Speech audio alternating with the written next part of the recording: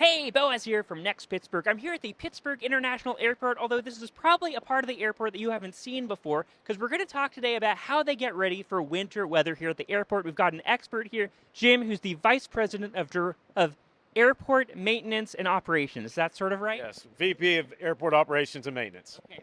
And so when a storm is coming into Pittsburgh, what is happening at the airport? Because you've got all these runways. You obviously have to keep clear. There are hundreds of planes coming in and going. Like, there's a lot of pressure on you, I'm imagining. There's a ton of pressure on any airport, including Pittsburgh, to keep the national airspace moving at all times. Unlike the outside, like a municipality, I cannot use salt, road salt. I have to physically remove the snow and ice with these machines behind you. We call it mechanical means. So why can't you use salt? Because it, like, rusts airplanes? Aircraft ingestion, jet engines, and the damage to the actual engine, yes. You're referencing this machine before. You said this one's your baby. What is this contraption? This contraption is considered a runway snowblower. What's so unique about it is in Pittsburgh, we deal with muddy snow. We call it muddy snow, which is heavy, wet snow, which is very tough on the machines. I mean, it's like I could get sucked into that thing. Yes, it's a runway snowblower. It's just like what you have at your house, a snowblower, but a very big one. It can take care of 10,000 tons of snow per hour, which there's not another one made like that can even come close. They usually can only do about 5,000 tons per hour. And so the plows come through first, and then they'll leave a wall of snow, basically, and then this machine comes and just sort of like spews that snow like 200 feet away? Correct. This would be your last piece. Typically, your runway snowblowers are your slowest. This isn't. Okay, we're climbing into the snow wolf here to see what it looks like on the inside, and wow, it is a lot. I was expecting it to be full of way more like knobs and pulleys and different little things, but I guess you have the normal steering wheel, but then you also have what looks like you're going to play like a fighter jet video game. Yes, with all these machines, they have a controller set up, and we typically look at our vendors to produce a KISS approach. Keep it simple. Typically, you have the joystick for the chute for a runway snowblower, more controls for the engine, wipers. Big thing in winter operations on an airfield, wipers. If it's hard enough to see if the wipers aren't working, or if these windshields start to freeze up, it makes it almost impossible. Sure.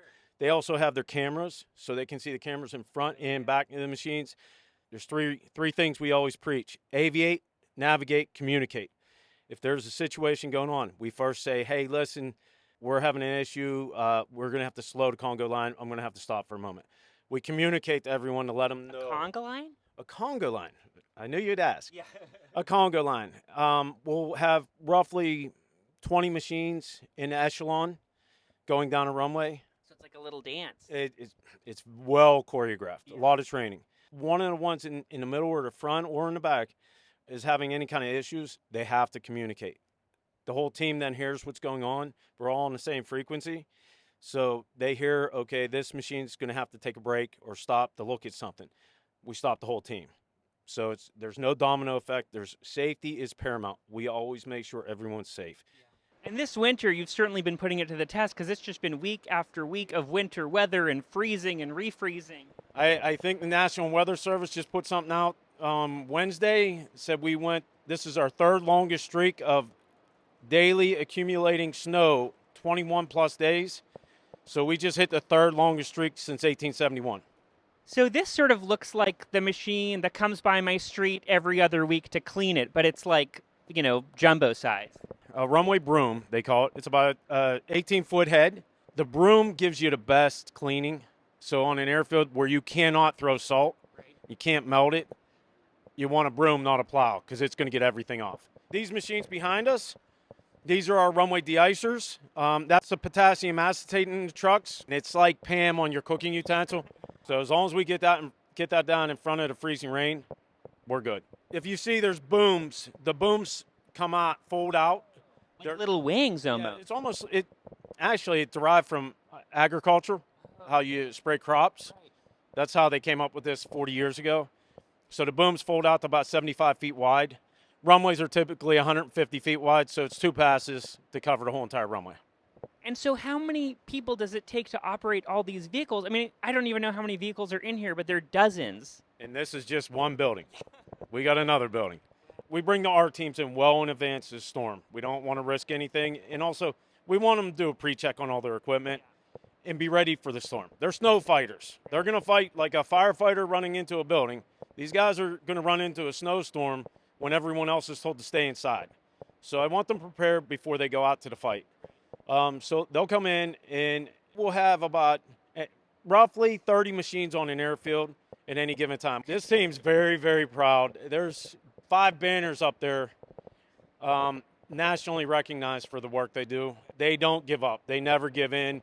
Safety's paramount. They know when to stop, but they also are going to give everything they have to keep this airport open at all times. Okay, so this is a whole second building full of equipment, and this looks familiar. This looks like a massive snowplow. Yes, this is a multi-function unit. It's a runway snowplow. It also has the runway broom mounted in the middle of the chassis. Let's pop over there to see it. Yeah. Well, this is crazy. It's all integrated into one giant contraption. One large machine. It's to expedite time on the runway, time on and off the runway. So there's the plow. It's a 20-foot plow, and that's an 18-foot broom. They work simultaneously. So if the driver goes left, all the contraptions go left. So if he turns right, the plow shifts to left to right, right to left. So anywhere that joystick's going, that's going to adjust simultaneously. Do these drivers play like video games in the off season to prepare? Actually, we just started a partnership with our FAA tower. They have one of the best simulators in a team that builds anything, and they just started building stuff for them. So we're very fortunate at Pittsburgh. Even the FAA works with us and tries to make them as fast and as safe as possible. We're here with Will, who's the director of field maintenance. And I mean, one thing I wonder about is like, how long are these shifts that all these people are doing? Like, are they staying here overnight? Like, how does it work during a big weather event? During a big weather event, sometimes we've been here over 30 hours. So we'll take a break, come in. When we come into fuel, we'll take an opportunity then to maybe let the guys get some downtime, try and get some rest in the lazy boys that we have there. Because they have like bunks here too. They have beds also. Yes. And it's kind of imperative that we keep them here, that they get the rest here so we can get back out. Yeah. And when we were going by one of the areas over there, they had a whole kitchen. Like they were like making grilled cheese sandwiches. Yeah, that's also part of the team building too, is that it's just sometimes we do some cooking in the kitchens. We've got a real nice kitchen down at the big field maintenance house, and then it's just all part of trying to make this a home away from home when we're stuck here so long. Yeah. When I can imagine sometimes during a big blizzard, it's like you might not even be able to go home. That might not be an option. Right. Sometimes the roads are so bad, it's actually safer to be here. So, it's tough for them to get home and get back. So we keep everybody here. They don't seem to mind. So, it's all about keeping those airplanes flying. Yeah. Does it ever feel like an action movie when you're like all out there clearing stuff out and you're just like, okay, we got 25 minutes. This plane's got to go to Detroit. Like, can we do it? Yeah, sometimes it does. It gets a little bit almost like Deadliest Catch, the reality TV stuff like that. But yeah, it's for the most part it stays pretty level, pretty even keel. The guy we've got out in the field leading the team all the time, he's nice and calm, and which is a good thing. Yeah. But yeah, sometimes it gets a little bit like an action movie. Yes. Gosh, well, thanks so much, Will. My pleasure.